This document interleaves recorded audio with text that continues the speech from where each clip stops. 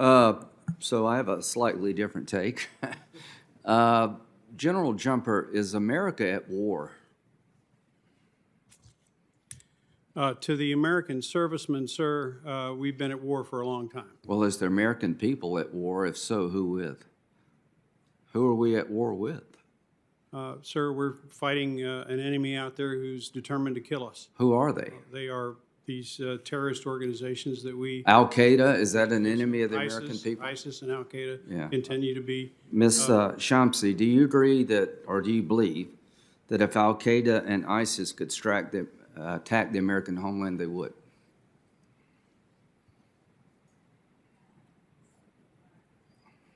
Excuse me.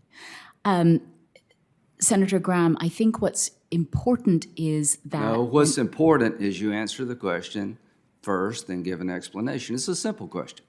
Do you believe if Al-Qaeda and ISIS had the ability, they have the desire, I think, they had the ability, they would strike America today or tomorrow if they could?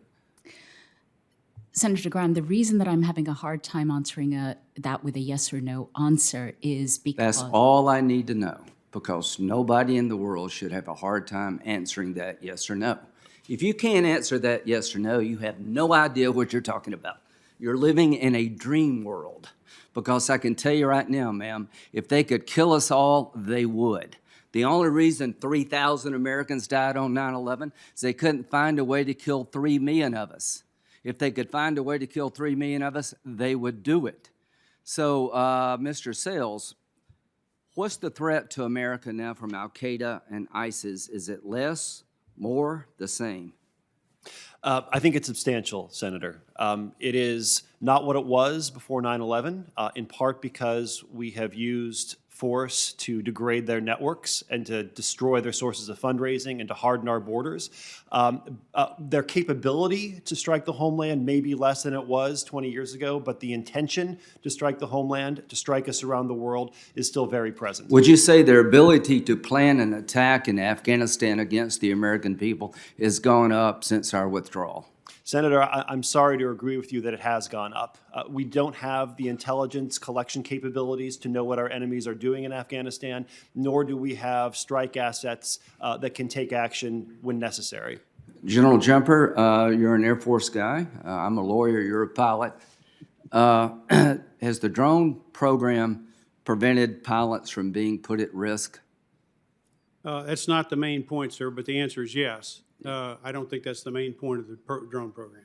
Well, the drone program, has it been an effective tool in terms of killing terrorists? Very effective, sir. Has it killed civilians? It has, sir. Name any weapon system that hasn't killed civilians.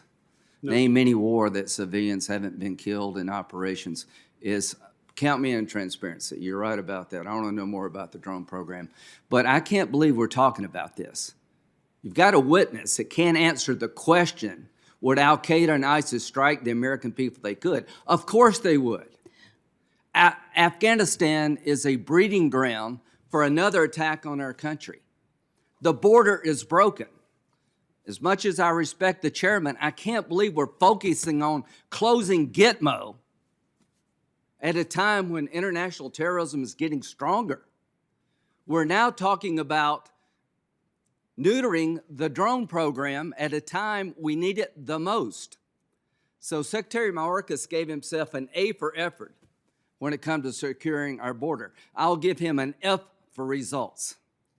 It's just a matter of time until some terrorist group, probably from Afghanistan, maybe from Syria, maybe from Africa, maybe from Somalia, works its way through our southern border to kill a bunch of us. And this committee seems not to get where we're at, Mr. Chairman. America's threat from radical Islam has gone up, not down. Our policies in containing the threat are not working. Afghanistan is a breeding ground for terrorism as I speak. Everybody that we work with is being slaughtered, and we want to talk about closing Gitmo and restricting the drone program. You're living in a world that doesn't exist. Count me in for transparency and accountability, but I think we've lost our way. I think the Biden administration is sitting on its ass while the border is completely broken. People are flowing through by the hundreds of thousands, and Afghanistan is hell on earth, and they're not doing a damn thing about it. So I wish we could have a hearing about the threat America faces from a broken border and our debacle in Afghanistan and what that means for our future security. It's just not if we're going to be attacked, it's when and how much damage will be done. Thank you.